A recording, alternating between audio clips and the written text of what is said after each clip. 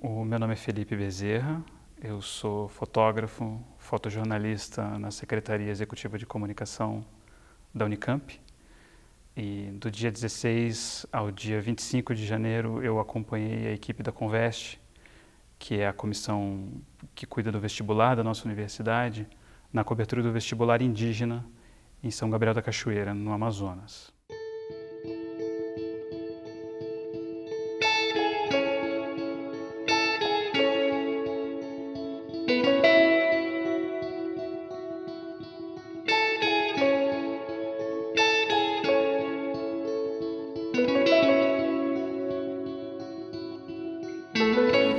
Durante esse período a gente, claro, a equipe estava extremamente ocupada com a aplicação das provas e eu era responsável pela construção das imagens, no caso especificamente de fotografia e algum material de vídeo também para redes sociais e outros tipos de mídias.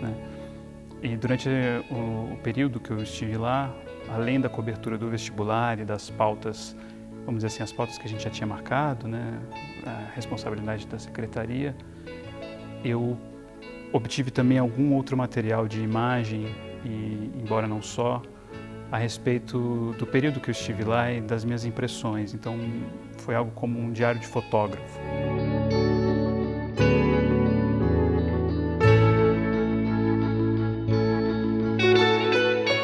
Rezar para São Pedro não teria resolvido. Ainda que a rocha da igreja se compadecesse daqueles pobres viajantes, nada poderia fazer na jurisdição de outra entidade. Nas terras indígenas, não é Simão quem determina as agendas pluviométricas, mas Tupã, o mensageiro dos trovões, que, como nos era patente, exercia o seu direito de não afastar as nuvens que cegavam as habilidades do nosso piloto. O paraíso tropical no canto noroeste do Brasil repousava indiferentemente sob a capa de neblina que o protegia da nossa presença. Para São Gabriel, sossego. Para nós, Manaus mais uma vez.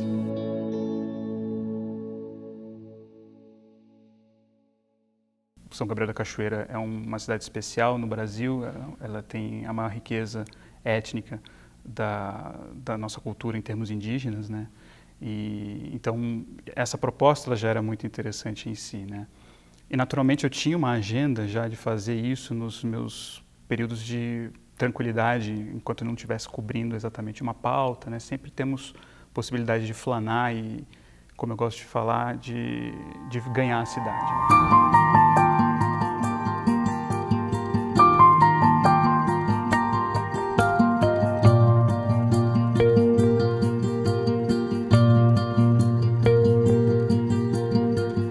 Ao longo desses quase 10 dias, mais ou menos esse período que a gente esteve lá, claro, a gente tinha as obrigações, as pautas, mas ao mesmo tempo a gente está inserido numa realidade diferente, está deslocado do nosso ambiente familiar, e isso, do ponto de vista da fotografia, convida a gente a muitas descobertas. Uma coisa que se fala muito no jargão de fotografia, principalmente fotografia documental, é o olhar do estrangeiro.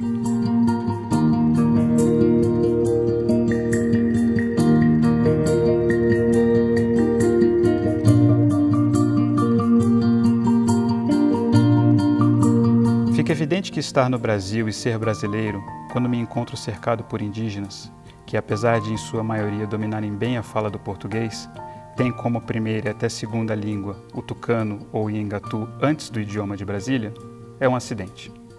É um acidente ser brasileiro ali, para mim e para eles.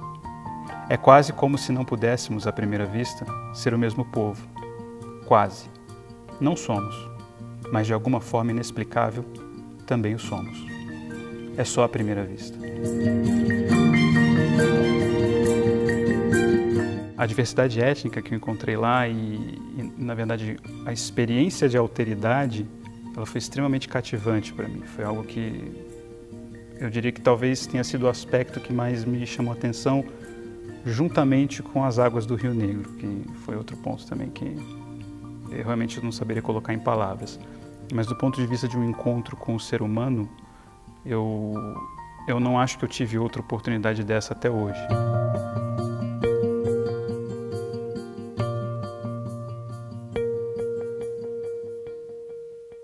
De alguma maneira, todo mundo está um pouco familiarizado com essa figura de um fotógrafo que vai explorar, que tem um aspecto meio turístico também, porque isso faz parte da experiência, né? E todas elas me passavam de alguma maneira uma simplicidade no olhar e no melhor dos sentidos, eu digo isso, uma ingenuidade.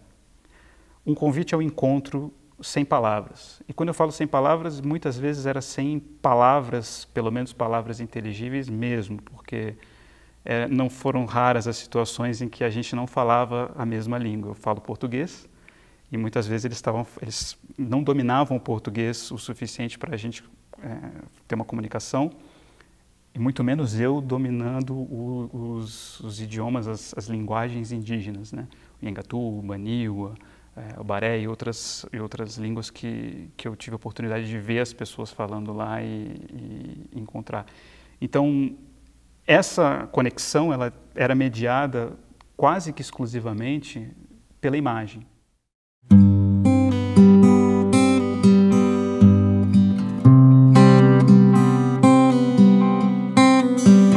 Antes de sermos brasileiros, indígenas, brancos, pretos, RGB, Semic, escala de cinzas, curipacos, piratapuias, Yanomamis, apenas somos. O encontro acontece, mesmo que um oi seja impossível. Quanto mais conversava e via as pessoas, e era visto pelas pessoas, mais me convencia de que estava em casa, mesmo que não fosse a minha. Não tem problema, casa é casa. A sensação de familiaridade se fazia premente em todos os olhares. Sim, quando você é o gringo da cidade, é inevitável o olhar curioso, interessado, de quase todo mundo cuja vista você corta ao passar, pois as cascas insistem em reforçar as diferenças. A riqueza das imagens que eu vi, não necessariamente das imagens que eu trouxe, propunha uma conexão profunda, tal que eu não achei que era necessário a cor.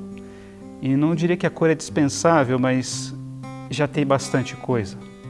E eu acredito que a fotografia preto e branco ela tem esse condão, essa capacidade de simplificar o nosso olhar, de transformar, na verdade, a experiência da imagem em um ato um pouco mais, um mergulho, vamos dizer assim, um pouco mais etéreo, alguma coisa mais atemporal.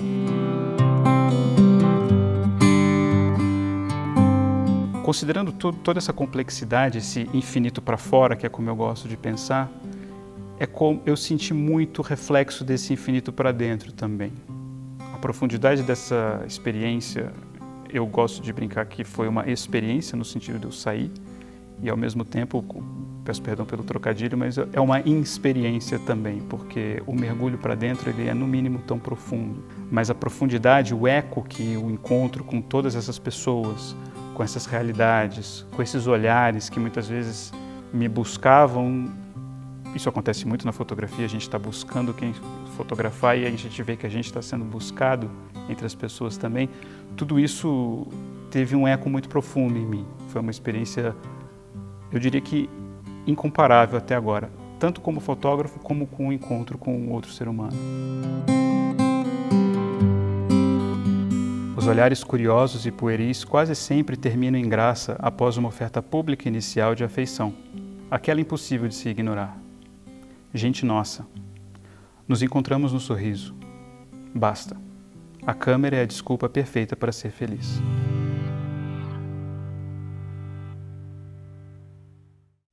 Um ponto que, sem dúvida nenhuma, tocou muito o meu coração enquanto eu estava lá, fotografando e buscando retratos principalmente, foi a disponibilidade das pessoas que eu encontrei para a foto.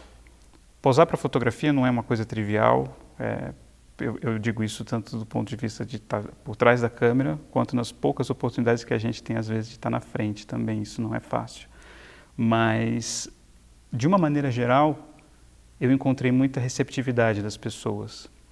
Tem muito a ver com essa inocência, com essa pureza expressa, inclusive no olhar de muitos deles, de muitas delas, no momento em que a gente busca a imagem, né?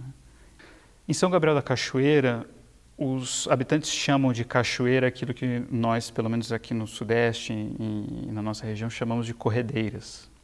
Elas são aquelas movimentações na superfície do rio que não são simplesmente correntezas e não são aquilo que nós chamamos de cachoeiras, que seriam quedas d'água propriamente dito, né? São, vamos dizer assim, são fenômenos intermediários, né, que criam uma turbulência, né, um fluxo desigual no gradiente do rio e, ao mesmo tempo, não é nenhuma coisa nem outra, né? São extremamente perigosas do ponto de vista de elas capturarem quem desavisadamente acabar, né, decidindo experimentá-las, de tomar um banho, né, nas cachoeiras de São Gabriel, né? Ao mesmo tempo, essas águas elas são extremamente sedutoras, porque pelo fato de elas terem uma turbulência maior do que uma simples correnteza, elas formam padrões, né, circulares, né, e, na verdade, agitações na superfície muito bonitas. São formas, são jogos de movimento, são verdadeiras danças que vão acontecendo ali na superfície do Rio Negro e muito proximamente à margem, que dá vontade de você estar mais perto daquilo, né? Então, de fato, a sensação que eu tive é que aquilo é de fato uma espiada, um flerte com o abismo.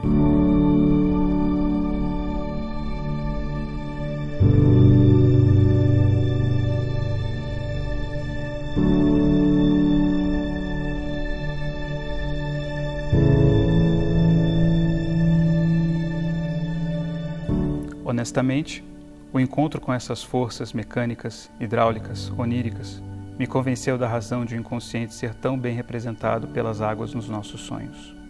Eu vi. Se é negra, então a analogia passa à identidade. Pensei também em Jung, que equipara Deus ao inconsciente. Navegar sobre o corpo de Deus. Foi essa a sensação que os passeios sobre o Rio Negro me deixaram. Talvez nada tenha sido mais violento e doce nesse delírio do que o encontro com essas águas vivas bruxuleantes.